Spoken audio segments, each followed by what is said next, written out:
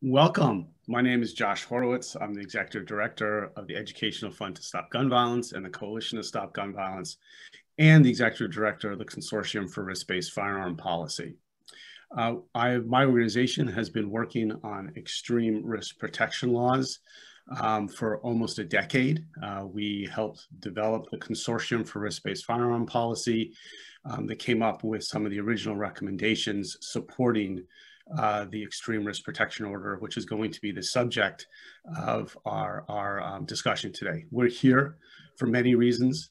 There's too many gun deaths around the United States. In the aftermath of the shooting in Indianapolis that left eight people dead, including and then as well as the gunman.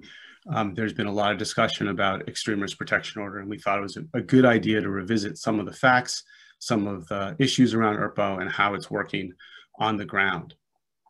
I always want to recall that when we have these discussions, we're talking about people's lives.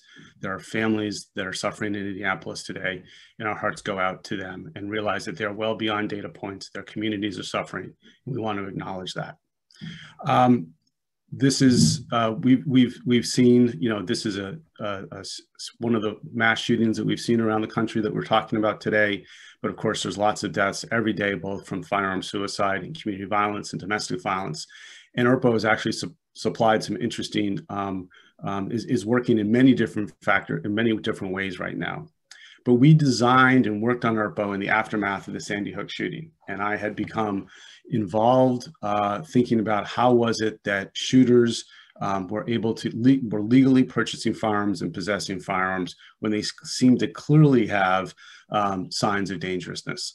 I thought I was working on that issue. I got very involved in thinking about were there or were there not intersections with mental health laws, and met Jeff Swanson and Richard Bonney, who worked in that space, along with my colleagues at Johns Hopkins University, where I'm an adjunct professor, to Bloomberg School of Public Health. We started thinking about these issues, and we brought together a group of public health scholars, mental health scholars, and practitioners to review the state of the law. And we realized that there was some big discrepancies and holes in it. And one was that the way that we looked at prohibitions, federal firearms prohibitions, state firearms prohibitions, did not adequately look at who was actually at risk of firearms violence. And so when we came together, we looked for ways to address those issues, ways to understand who might be at risk for firearms violence. And we came up with a couple of ideas. One was that focusing on mental health issues alone was not the answer. There are 40 million people with mental illness in America. Not all of them, most of them will never be violent. So focusing on mental health as a main criteria would not get us very far if we're trying to stop gun violence. That does not mean that mental health, at certain times that mental illness does not increase violence, but as a general proposition, that's not the rule. And we did not want to follow that, that line of work. What we did want to do is focus on behavior. And we wanted to make sure that people who are with behavioral risk indicators were not having access to firearms. And we looked around. We actually saw a number of laws in Indiana, one law in Indiana and one law in Connecticut, as a basis for what we designed as an extreme risk protection order. We looked at those laws. Those laws weren't perfect for us. We thought that we could make some improvements. And in 2013, we came up with a consortium with a recommendation for an extreme risk protection order. Generally, those laws are short-term civil orders where a family member or law enforcement can petition a court first for a temporary order and then for a permanent order. Indiana's law, the precursor law, was a little different. In that law, law enforcement can remove a firearm and then go to court. And if they don't go to court, there's potentially no record generated. Our method, what we recommended, came with, you have to get a court order for a couple reasons. That provides due process protections for the respondents. It also provides a record if there's a prohibition that goes to the state authorities to prevent firearms from being purchased. So what we know, so that was our recommendation, and we're going to hear about from people who have been using that successfully around the country. What we know about the Indianapolis situation is that there appears not to have a court filing that the firearm was removed. So I've seen a lot of headlines, extreme risk protection order doesn't work. In this case, it does not appear to have been used. We know that when extreme risk protection orders are used, they can be extremely effective. There's been some discussion about whether what happened to whether this person had a short-term temporary court-ordered mental health hold. Apparently, and I say apparently because the reporting is still coming through, is that under Indiana law, first of all, short-term mental health holds are not firearm prohibitory, and that in this case, it was a emergency hold that only lasts for 24 hours, and we'll get more into that. So as I thought it was appropriate to bring some experts back together and to talk about this. And this is actually in light of a report we just recently issued updating our ERPO recommendations that will be available in the chat.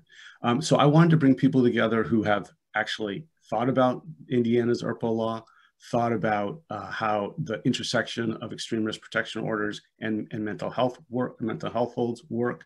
And I also want to get some practitioners to talk about how this works. So we have a wonderful panel today, and I want to special thanks to introduce Representative Carbajal, Salud Carbajal, who represents the 24th Congressional District, who's going to be our first speaker. I'll introduce the rest of the panel real quick, and then we'll go back to you, Representative Carbajal.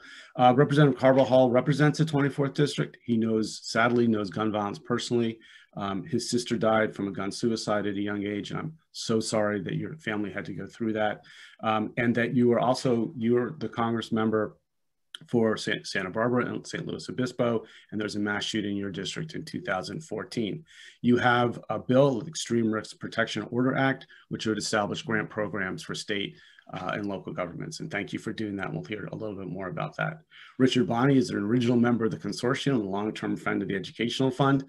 He's the Harrison Foundation Professor of Medicine and Law and the Director of the Institute of Law and Psychiatry and Public Policy at the University of Virginia Law School. He's an expert on the intersection of gun violence, mental health issues, and we're very glad to have you, Professor Bonney. Chris Carita is a detective in South Florida. He is a Johns Hopkins, he's a Bloomberg Fellow at the Johns Hopkins School of Public Health. So thank you for being here as well. Jeff Swanson, another original member of the consortium and longtime friend, is a member of the consortium, professor of psychiatry and behavioral sciences at Duke University. He's affiliated with the Wilson Center for Science and Justice at Duke Law and the Center for Firearms Law as well at Duke, and the Center for Child and Family Policy at Duke Sanford School of Public Health. He has led the research that's looked at Indiana and Connecticut's law, as well as looking at the effectiveness of court-ordered mental health treatment and the intersection with firearm prohibitions. Kim Wyatt has been doing a lot of work in this field, is a senior deputy prosecuting attorney for King County, the King County Prosecuting Attorney's Office, Regional Domestic Violence Firearms Enforcement Unit in Washington State, and has a lot of experience and has testified before Congress on this issues. Welcome all of the panelists, and thank you for being here. We're going to have a discussion today. This is not long presentations. I want people in the audience to feel comfortable to ask questions, and I want us to ask questions to each other, because I think it's extremely important that we elicit what ERPO does, why it's such an important tool, and how it differs from some of the other mental health short-term holds, so that we're not confused about those things. We understand how this is supposed to work in the intersection between these laws. So with that, I'm going to turn the floor over to Congressman Carbajal. Congressman, I can't tell you how thrilled I am to have you, but also so thankful that you've taken such a strong interest in this. So I know that you have an opening statement, and then I'll ask you a few questions. Great. Well, thank you, Josh, and thank you to the Education Fund to Stop Gun Violence. You certainly have taken a lot of leadership on this issue, and I just want to recognize you and everybody who's joining us on the panel today. California passed our first and only, actually, red flag bill in 2014. It happened after the Isla Vista shooting near UCSB, where 6 individuals were killed and 14 were injured. I personally first introduced a version of this bill in the 115th Congress as a GVRO bill to incentivize states to adopt these types of laws. The first bill had 144 sponsors, 9 of which were Republican, believe it or not. In the 116th Congress, I introduced my ERPO bill, reintroduced it, and it had 211 co-sponsors with 2 Republicans as co-sponsors. I am planning on reintroducing this bill again with Senator Feinstein in a bicameral fashion. As you mentioned earlier, Josh, ERPO laws are a tool for law enforcement and families to temporarily remove firearms from individuals in crisis. They explicitly maintain due process for gun owners. No order can be carried out without a judge first reviewing the evidence and reaching the conclusion based on what is presented to him or her. To date, only 19 states in our country and the District of Columbia have passed these laws, despite overwhelming evidence that they can save lives. And many of these laws are supported by law enforcement, as evident by some of the panelists that we have today. My ERPO Bill Act establishes a grant program to incentivize states to adopt red flag laws of their own. It isn't prescriptive, giving states a little bit of latitude within a framework. Passing an ERPO law is only the first step.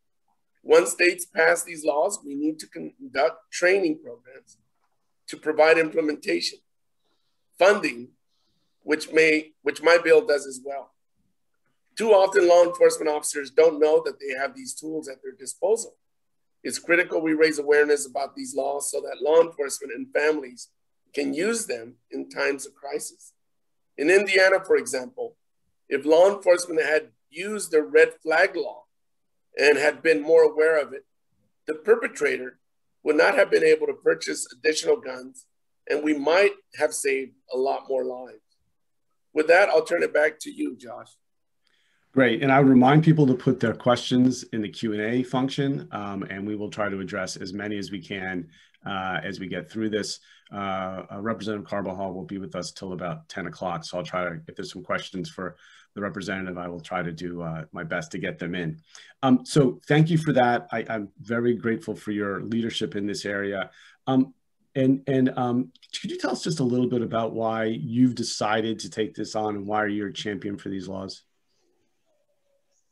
Well, Josh, in addition to tragedies throughout our country, in my district, there's been a number of mass shootings, but the one in particular that I think was the catalyst for this law moving forward in California and for my continued interest to see red flag bills and ERPO laws implemented throughout the country was the mass shooting in Isla Vista.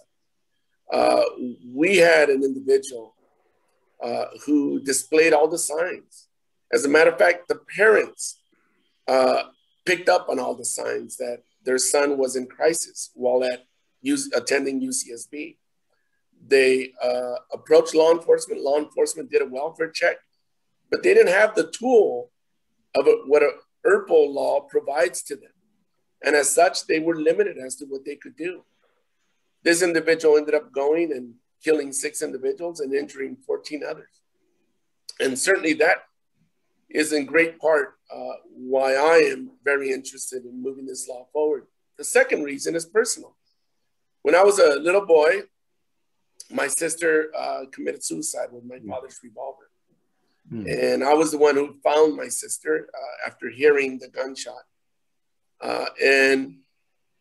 She was a lot older.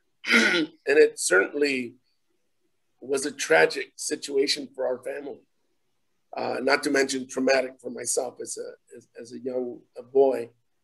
But I'm too familiar with the pain that gun violence causes our communities and families across our nation.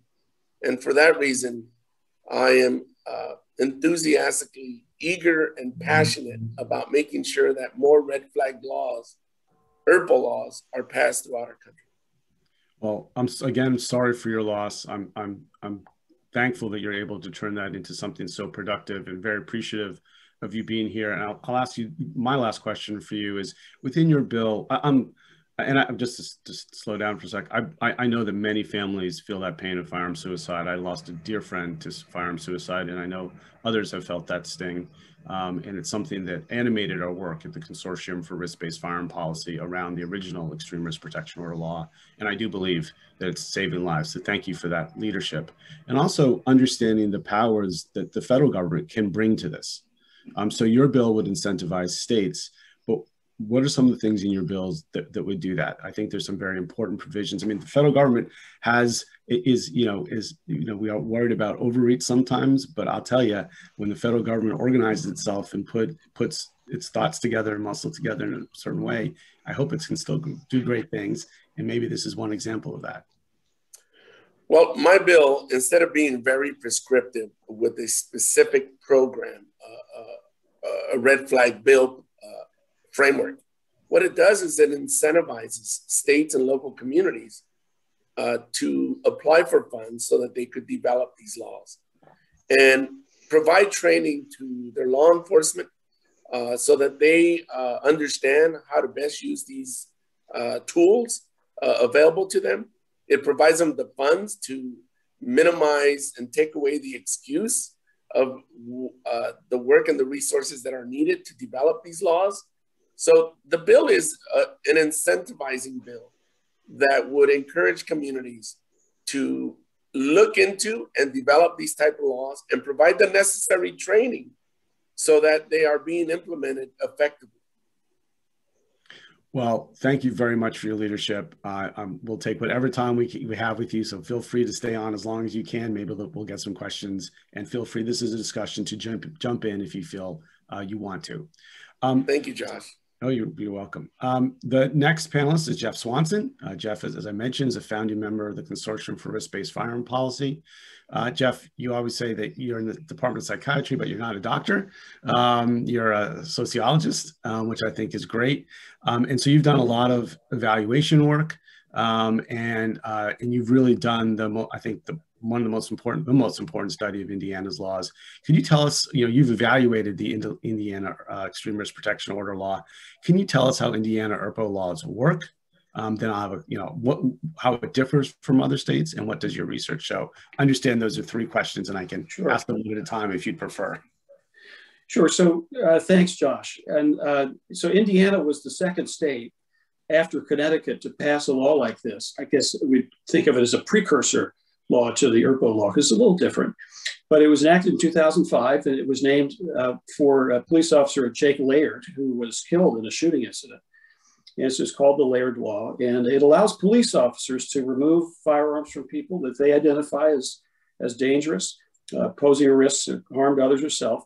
It is a civil court process, but there is a prosecutor involved, and then with a court hearing is supposed to follow within 14 days. It doesn't always, but that's what is supposed to happen. And then a judge decides whether the weapon should be retained or returned. And if the state shows by clear and convincing evidence that the person still poses a risk, then the police keep the guns for up to a year, and that person is prevented from reacquiring or purchasing other guns while that order is in effect.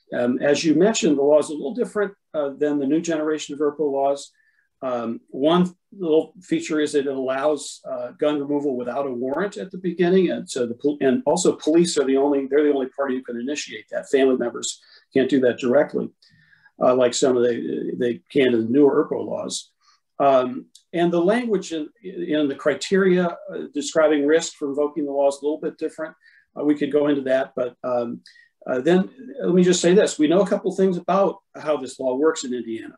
So first, it tends to be applied most often to people who are in a suicidal crisis, who have access to guns, sometimes several guns. And I think that makes sense because these are folks at risk who typically aren't prohibited from owning guns by some other law, like, might be the case for violent individuals, might have a criminal record. Second, we know that the Jake Laird law is effective in preventing suicide because we have studied these cases, few hundred of them, and we match the death records to gun removal cases. And we calculated, I won't go into exactly how we did this, but we calculated that for every 10 or so of these gun removal actions, one life is saved by averting a suicide. Well, let me just say that your work, and I think both in Connecticut mirrors this, that ERPO saves lives. Yes, so ERPO saves lives, and I would say it isn't just Connecticut. And the fact that we found this in 2 states, I think, is important. And there's evidence too emerging from California. There's an interesting case series study that shows that in some cases this law has been used to identify and intervene in some would-be mass shootings, people who might have been planning a mass shooting. That's Garen Wintemute's work, right? Yes, Garen Wintemute's study, Great. exactly. And the third thing I'll just mention is we know that it has not been widely implemented. It just hasn't been scaled up to where it could really start to move the needle on gun violence and gun suicide at the population level. So I think at the Educational Fund, we're big believers in implementation. Our team is deeply involved in implementation. And I know some of the funders who support that work are here, but I think it's something that we need to continue to ramp up, it sounds like, because we can have laws, but they need to be implemented. And I think that's an important piece here. This latest shooting, I think, maybe shows why the consortium recommendations were built, and maybe some of the shortcomings in Indiana's laws from your study. I don't want to, I think I know there's a discussion about could that law be improved. What do you think the opportunities there are?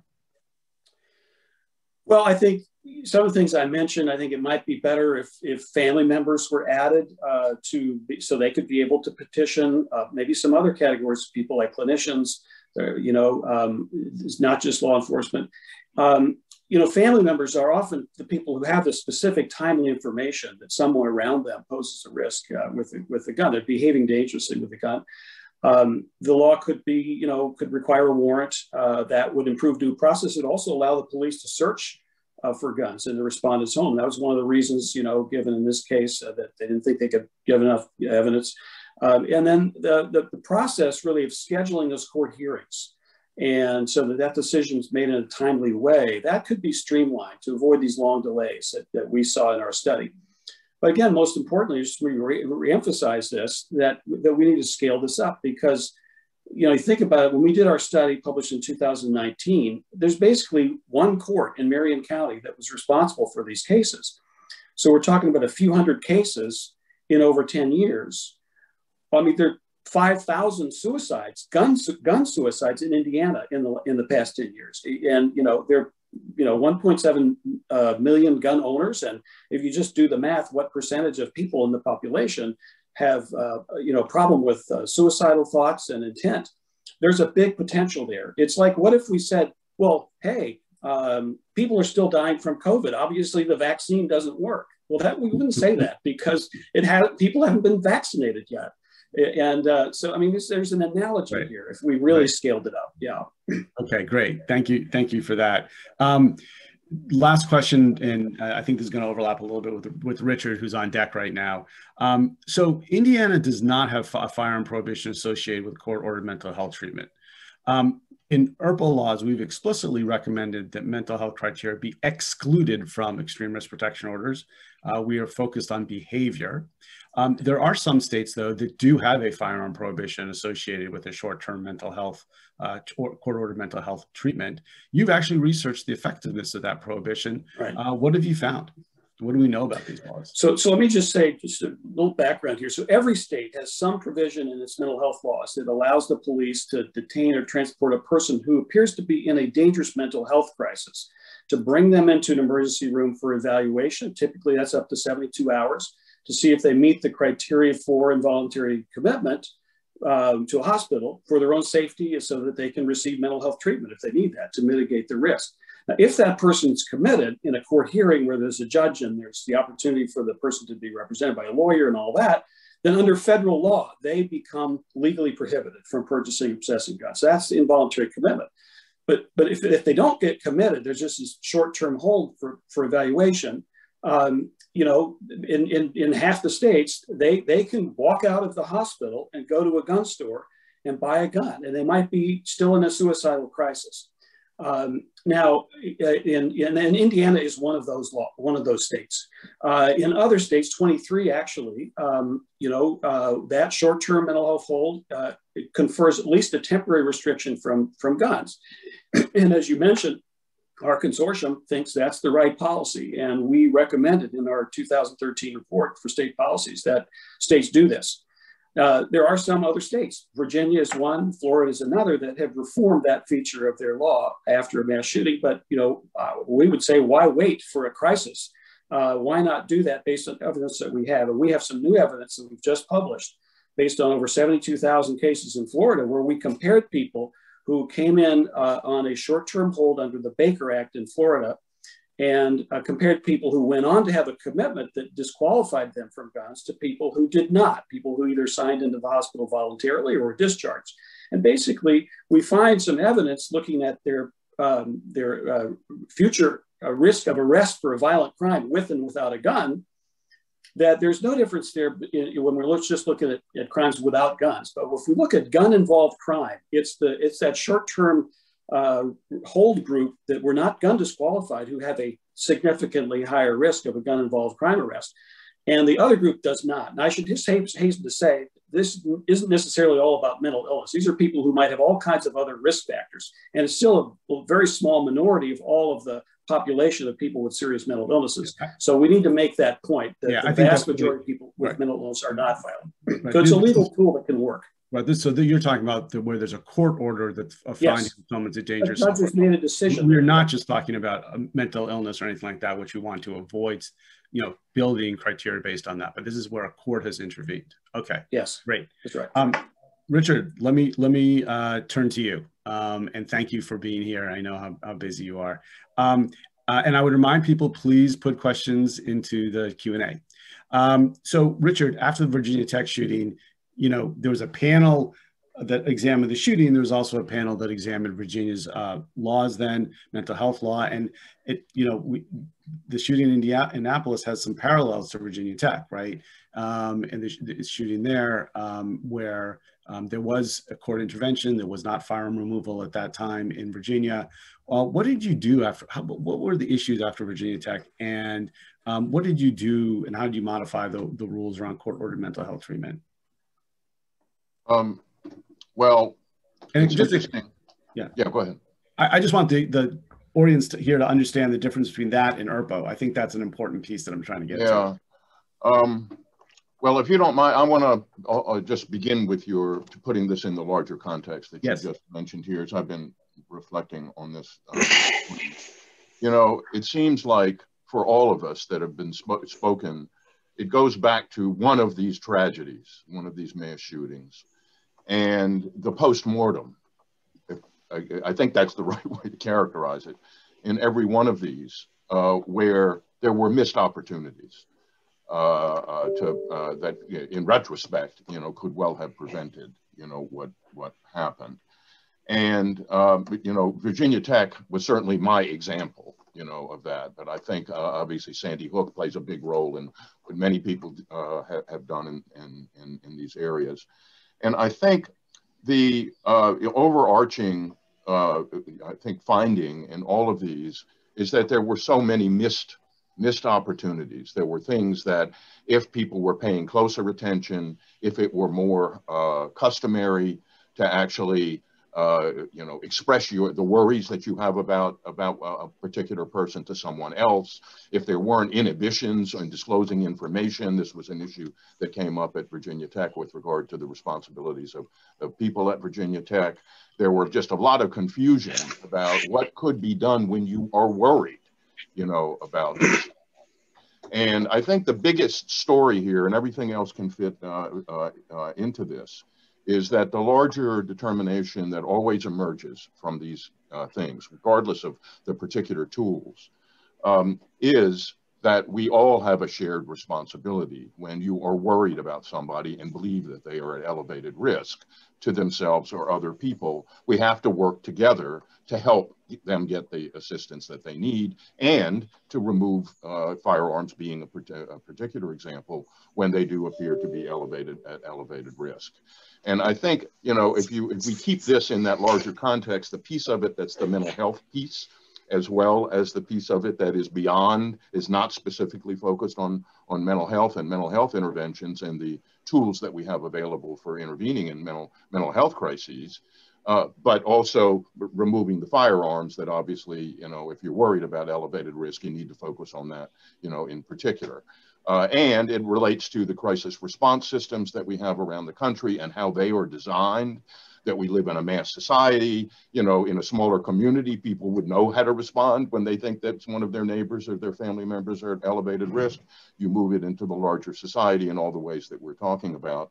And you have institutional issues, and you need to try to address them at that level. So I think a lot of the concerns that are going on right now with regard to our crisis response system, you know, are also very much related to this and the role of the police and so on. So having said that, what I think is key here is the responsibility that when people feel that someone is at elevated risk of you know, of causing harm to themselves or others, that they need to feel comfortable doing something about it, and they need to know what the tools are that are available to them.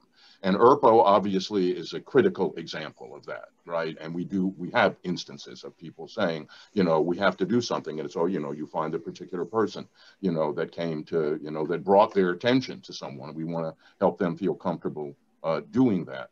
So we know when people are at elevated risk, and we want people to take steps to do something about that.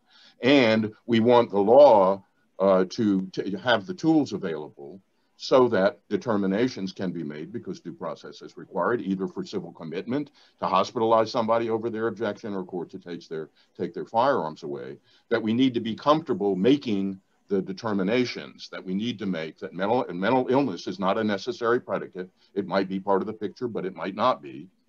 That we need to encourage people to come forward, and then our judges and others that are making these determinations, which often includes clinicians as well, to determine when this person, based on their actual behavior, is at elevated risk, and it's a risk that is not worth taking. You need to do something about it. Take the guns away under ERPO, or if you need further intervention to manage the risk and maybe even hospitalize them, you do that also. To me, when you think of it that way, it brings all of these pieces, you know, together. And that was just a final point on this in the Virginia Tech inquiry, because that's what you asked me about. There were every one of these steps along the way, there were missed opportunities. And we tried to deal with all the tools that needed to be available in order to manage the risk, mandatory outpatient treatment in that context, taking the guns away because there were loopholes in the statutes with regard to when the matter could be reported, and other things that I think turned out in retrospect to have gone wrong. So I think that's the big picture as I see it, and the lessons that I learned, you know, during the Virginia Tech inquiry. Well, I've described you as a big thinker, someone who can bring lots of ideas together, and you just demonstrated why you're such a great professor, for bringing all those things together and thinking about when is it appropriate to intervene and what the systems look like. And so I'm very appreciative. Please put your questions in the chat, and we'll get back to Professor Bonney. So you gave us that conceptual framework, which is fantastic. Now it's an opportunity to talk about with people who are using that framework. And I want to start going to Kim Wyatt and Chris Carita.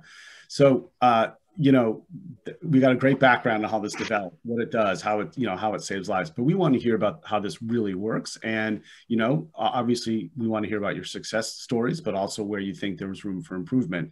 So Kim, I'm going to start with you. Tell us a little bit about yourself, the gun unit, and how ERPO works in Washington State, in Seattle, King County. Thank you, and good morning, everybody. So I'm Kim Wyatt. I'm a senior deputy prosecuting attorney with the King County Prosecutor's Office, but for the last several years, I've had the privilege to be part of a collaborative unit called the Regional Domestic Violence Firearms Enforcement Unit, which is a collaboration with our city attorney, with the county prosecutors, with the Seattle Police Department, and the King County Sheriff's Department, which is our local sheriff's department. but we serve all of King County. So we have, I believe there's 37 different law enforcement agencies that we work with in King County. And then we also help to guide and train even statewide and consult a little bit nationally as well. So thank you. And you've spoken about this frequently. Can you tell us some of the scenarios where you've used ERPO? Kind of the Sure. difference? And then, you know, I think our unit formed in 2018. And so right in January 2018, right before the tragedy at Parkland, Florida. And so we saw a big shift in our practice after that horrible tragedy down at Stoneman Douglas. And, you know, initially, I think the ERPOs that were coming in were a lot of cases of self-harm or threats of self-harm. And we still see that today, which is really critically important. You know, we're seeing loved ones that are reaching out to law enforcement concerned that their loved one is in crisis, has access to a firearm, or even in cases where maybe they don't have that firearm yet, but the family or law enforcement is concerned that the individual is going to purchase that firearm. So we have seen several ERPOs in that respect as well. And then I think the areas that have really developed in the last couple of years are these threats to others. And often there's a threats to others and threats of self-harm category. We've definitely seen workplace threats cases, several of them in the last couple of years that are pretty significant. And then I would say as well, we're dealing with ERPOs where people are expressing homicidal ideation or threats of mass violence, and specifically referencing individuals that sadly, after a mass shooting, a mass tragedy, these individuals are expressing homicidal ideation or, you know, fantasies of wanting to do something similar. So we've definitely seen ERPO be effective as not only a means to prevent somebody's actual possession, but as I said, to prevent that actual purchase. And it may disrupt or intervene in some of those behaviors. And we've also explored ERPOs in a small number of cases regarding some ideologically motivated violence when we have concerns that the individuals are also expressing threats and focusing on their words, actions, and behaviors of those individuals. Kim, thank you. I'm gonna get back to you because I have a couple of questions, but I want to get Chris in the conversation first. So, Chris, you're a detective. You've worked actually on ERPOs and firearm removal. Can you tell us a little bit about how you think you're making a difference, what your experience in law enforcement is? And one of the things that you've told me before is you have an opportunity to intervene before something bad happens in a civil way rather than a criminal way. So can you tell us a little bit about that experience, your experience, and then how that works? Sure. So going back to something Jeffrey said, I think it's important to remember that ERPO is a tool. So it's one more tool that law enforcement can use to help mitigate violence, to help prevent a tragedy. And I don't think any one law in the books that we have is going to stand alone and solve our problem of gun violence in our country, but ERPO is a very valuable addition to what we do. And to give you an example, we've had 2 cases now where multiple firearm laws have worked in unison by layering them to prevent a tragedy. We had a dating violence case where a gentleman with a firearm was stalking his former girlfriend. There was a domestic injunction, but the victim, was scared and stopped contact with police. So we also implemented a risk protection order, and utilizing those 2 tools and staying in contact with the subject and moving him through the available services. All of those different steps are what really make these cases work, and ERPO is extremely valuable in doing that. I think it's been extremely valuable also in having a tool that doesn't create a criminal record before something has happened. So when we have a tragedy, when we have situations where a family member, a mother, a father can call into the police department, ask for help, and know that there is a tool that can help remove firearms, help remove the aggravating factor before a crime has taken place, before, God forbid, their loved one does something that they can never take back. And they can work with us to help them then get into services and mitigate those factors that brought them to that crisis in the first place. ERPO is a chance to take a breath and remain engaged, and then work with that person in crisis to get them connected to the services they need, if that's the appropriate pathway. I think going back to the focus on mental health, I think it's important for people to realize, and being a layperson myself and not having a psychological background, it's something I had to get over. After 15 years being a police officer, mental illness, the colloquialism crazy, like it all gets mixed up. And I think it's important for people to realize that because somebody has homicidal ideations doesn't mean they're mentally ill. And I think we as human beings want to believe that if somebody could take a rifle and kill 30 students at a school, they must be mentally ill. And that's not the case. The fact that somebody has gotten to a point in their life where they don't value life enough, or they're in such crisis that that's how they decide to lash out, doesn't necessarily mean they're mentally ill. And I think that's a very gray area, and it becomes difficult for people to parse that out. So yes, mental illness is not really a good determinant for violent behavior. But I think as police officers, we sometimes, and as the general public, I think sometimes thinks of certain behavior as indicative of mental illness when it's not. So again, ERPO is another opportunity to step into those crises and mitigate a potentially violent incident before it happens. That's I'm glad to hear that. I'm glad to see that. I got a question. I think I want to build both from Kim and Chris on this. So there's a question about the social justice aspects of ERPO. A question, for instance, use of ERPO in communities experience significant distrust of law enforcement. And I'll say that that's something we're all greatly concerned about. I think, Professor Bonney and others have worked very hard to make data available so that we know what's going on. This is not hidden, so that, the demographic data, so we can understand the impacts.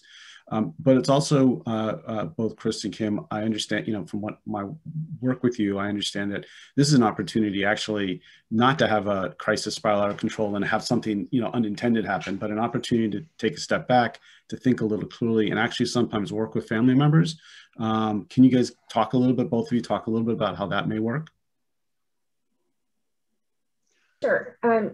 Something that I think is really important, and what we realized as our program was developing, is the need to have a point of access that maybe is not law enforcement for families. So we have an ERPO advocate that just started in the probably about a year now. And she's wonderful and has done a lot of outreach to the community, to areas where maybe traditionally we didn't train that way. So we're talking about when we first started, we focused heavily on training law enforcement, on trying to do some judicial training.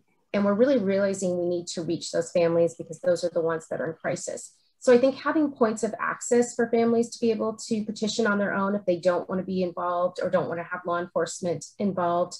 We have plans to train to also the faith community, to train to the medical community, to schools, and to therapists. So we're trying to really be broad and comprehensive. And we also have an ERPO inbox. So quite frequently we will get inquiries from individuals, and usually it's from families or from therapists in our area that are reaching out with concerns. So maybe they don't want to talk to the prosecutor or talk to the police, but our ERPO advocate can, provide some safety planning with them if they have different needs going on, and connect them to services. So we've tried to really look at that as an improvement in our practice.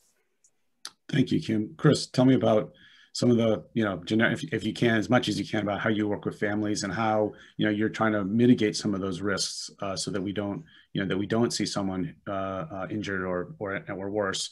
And maybe you've talked to me before about how, you bring family members in, you try to do a lot of safety planning in these situations as well. So when we have cases, when there's family involved, younger people, we've had cases of people in their late teens, early 20s, still living at home. So parents get involved and might be our first point of contact. The way it's structured for most agencies in South Florida is that there is a unit that will investigate the threat after the fact. So patrol will arrive. They might take the original report and they would see that there are certain factors that need to be investigated for a possible risk protection order or possible further threats, for the concerns. So what ends up happening there is that means you end up having detectives who are experienced in the aggravating factors that we're looking for. They're experienced in speaking with families that may be in crisis, and you have detectives dedicated to these types of cases. I think it's important to understand how sensitive these cases can be. Kimberly touched on having an advocate as a touch point. I think that's a tremendous idea. My only concern with that is at some point, if there's a firearm involved, the police are going to have to serve that order, and remove a firearm. And my concern is that if the first time the police show up at a door to serve the risk protection order and to carry out the order, if that's the first time they're meeting this person in crisis, I feel like that's a potential powder keg. I think having dedicated officers who understand what the goal is, that understand that mitigating a tragedy is the goal. I think having dedicated officers to do that and work with the family to get to that point, I think is important, because by the time you get to where it is time to remove a firearm, you've spoken to the family. They understand that this is not a criminal investigation, and their child is not being charged with a crime.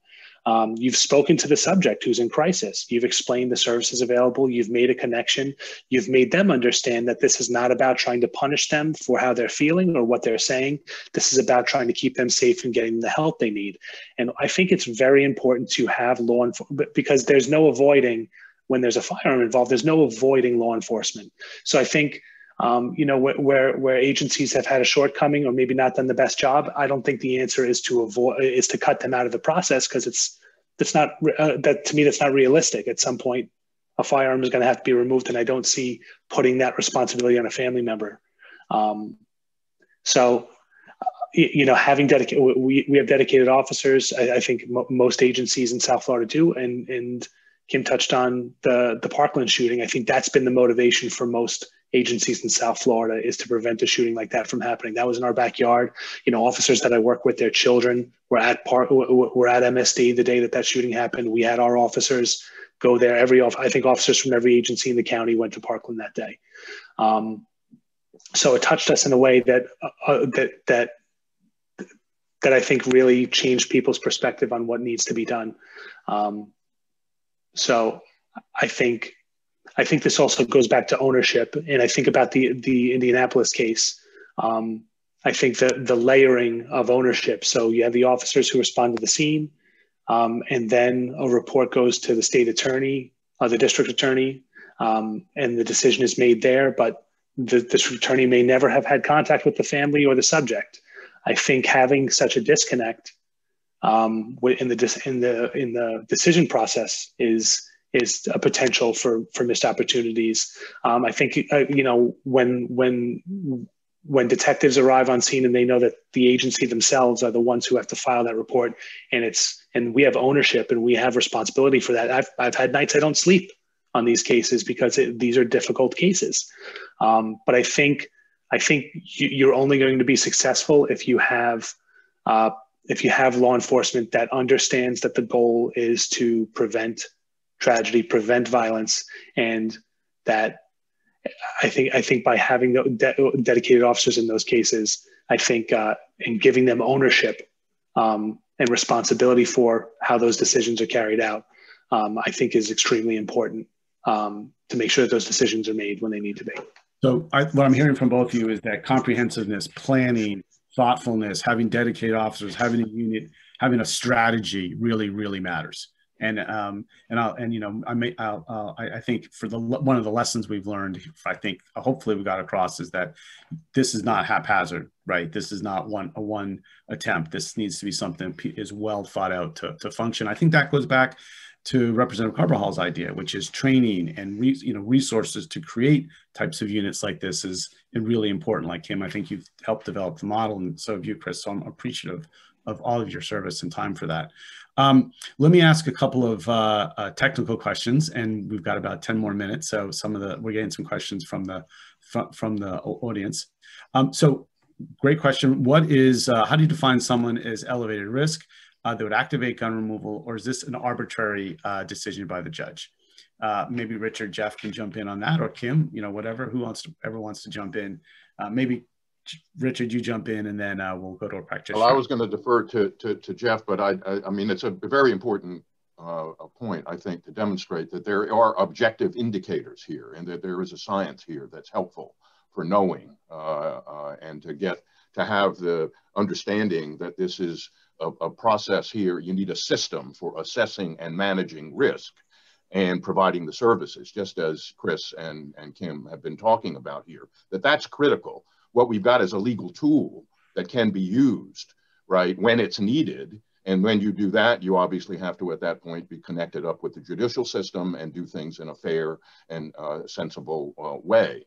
But there is a there with regard to the assessment of risk and for managing. And I think Jeff is the expert in the world on that. So I'm going to turn it over to him.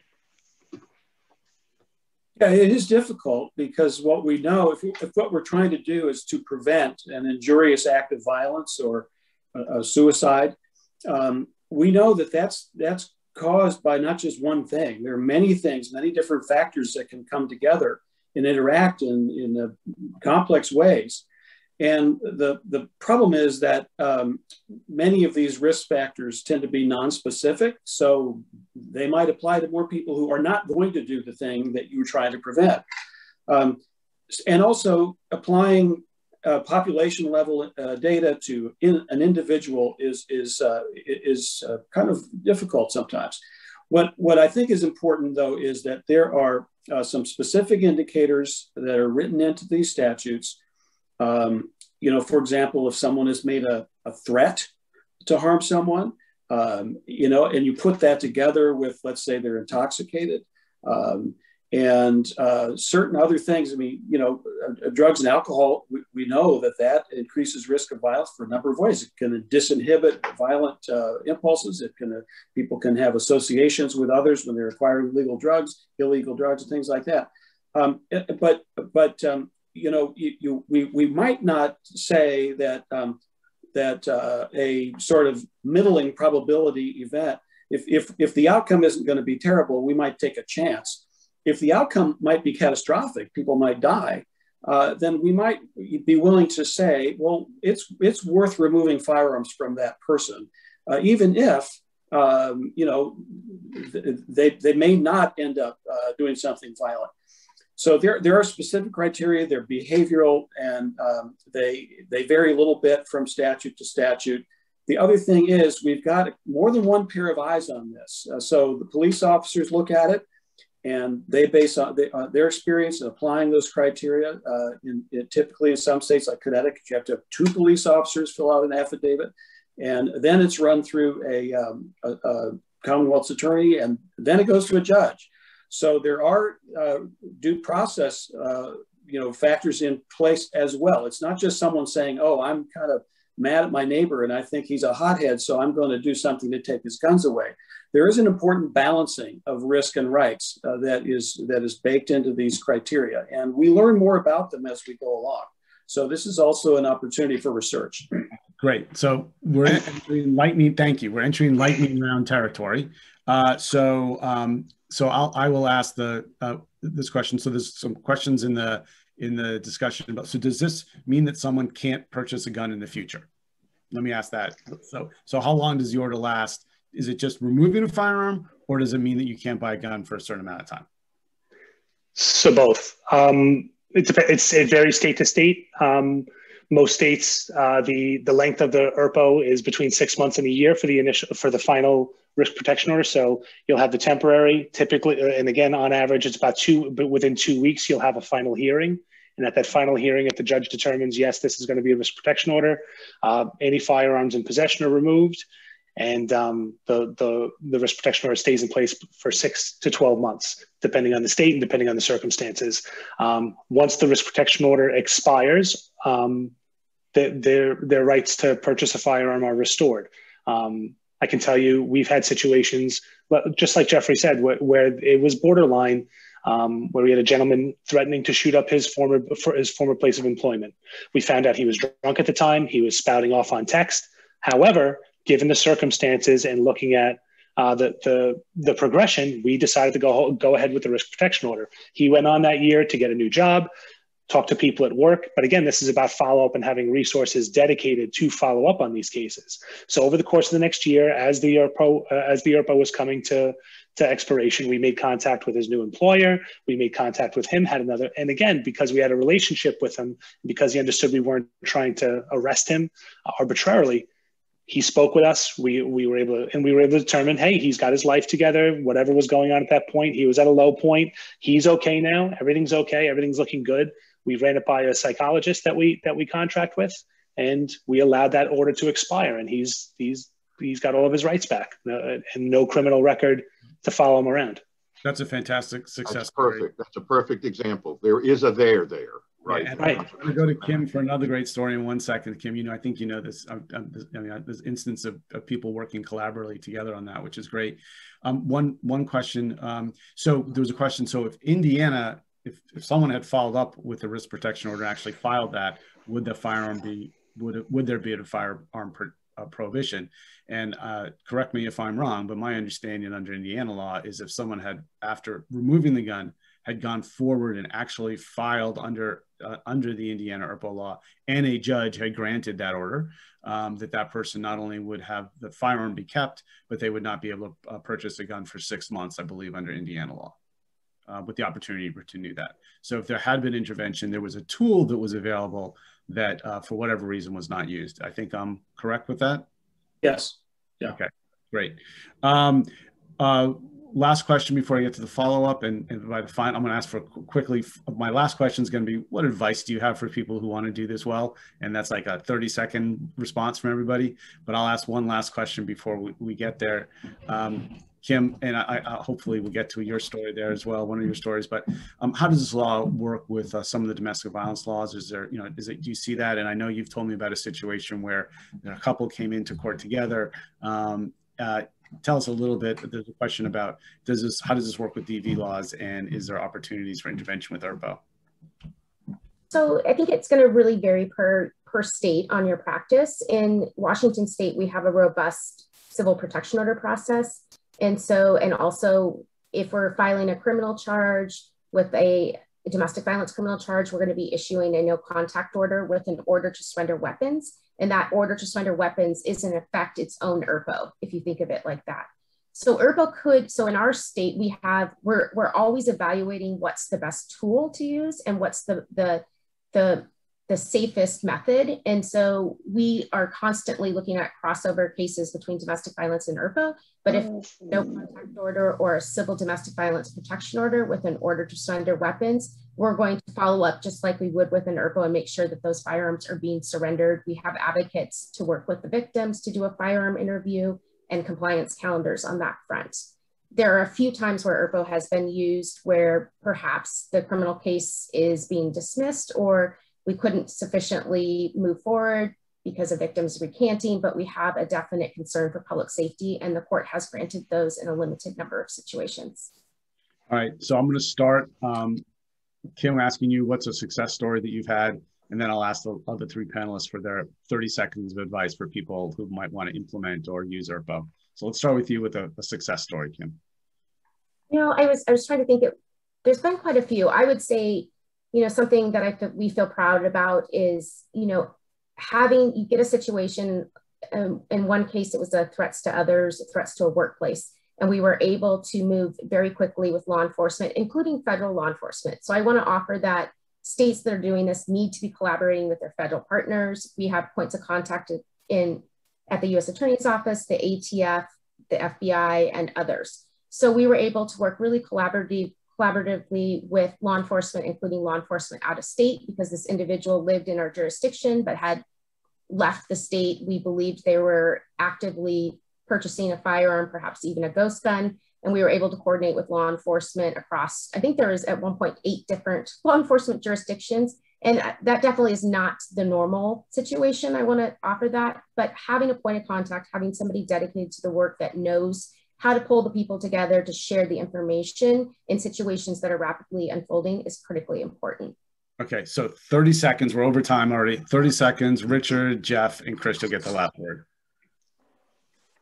All right, so what I'd say is we have a really good tool here. I think that viewed legally, viewed as part of a system of risk assessment and risk management, given the experience that we're hearing about, I feel even more confident than I did before this session started that we know what we're doing. What we need to do is to ramp up implementation here. That you guys have set up wonderful support systems for doing this. I think we need to do this in the rest of the country to the extent that the resources can be made available. I would hope that the current administration in Washington will help provide some resources for implementation and improvement as we go on. And I will say at the Educational Fund, we are deep into the implementation process. We've got detailed guides, we've got access to experts, and we're trying to lead this effort. So for people out there who want to know how to implement, please come talk to us. We're here for you. Jeff. So just to amplify that, I would say the first thing is awareness and education. When we interviewed stakeholders in Indiana, they'd had the law for years, and it still was the case that very few people really knew about it. And if you have a legal tool or law and nobody knows about it, you might as well, put it in a bottle and throw it in the ocean, hope somebody finds it. So that's the one thing. Another thing is infrastructure and process. So there has to be actually a way to think through these practical issues of where the guns are going to be stored and how does the information get from point A to point B. And third, related to that, this is a team sport, requires collaboration with all of the different parties involved, the legal actors, the people who might be petitioners, family members. So there needs to be some, communication and some process for making sure that people can really talk to each other and share experiences. And then as a researcher, we need to study that process. I believe in evidence-based research. I also believe in practice and policy-informed research. So we're asking the right questions so that if we get the answers, it's actually going to improve policy and save lives when we're talking about this topic. And you've done that so well throughout your career, Jeff. So thank you. Chris, final word and then I'll wrap. So I'm gonna reiterate, I think, what everyone's touched on, and that is collaboration and awareness. So I think in South Florida, because of the Parkland shooting, everybody involved in law enforcement, everybody involved in trying to reduce gun violence and prevent a tragedy like that is motivated. We're involved, we educate ourselves, but there aren't resources available, whether through the state or through the federal government right now, to educate all agencies of all sizes about ERPO. And there are smaller agencies in Florida that are strapped, that are spread thin, and that if they're going to use this tool, they need resources, they need help, they need training to be able to implement this tool. And to Kim's point, I think collaboration between the local and federal government has been tremendous. We've had tremendous success stories, again, in working with the Veterans Association. We've had vets who have been in crisis, who we've had to implement a risk protection order on, and having those relationships set with the ATF, with the Veterans Association, with NCIS, all those different relationships need to be in place before tragedy hits, so that we can act quickly, act collaboratively, and be successful. So thank you, guys. Thank you, this incredible panel. So let me sum up. I think we need well-crafted policy, which the consortium has some nice models for, and we need resources for implementation. The Educational Fund and the consortium is working hard on that, but we need amplification. So for policymakers and others out there, implementation is a key. It takes a lot of time and effort. We need help from levels of support from both federal and state government to get this done. So let's take this incredible tool, let's build it out there, and let's make it work and save lives. So thank you so much for this great panel. Thank you for your time. For everybody listening today, I deeply appreciate your time. Have a wonderful day. Thank you, Josh. Thank you.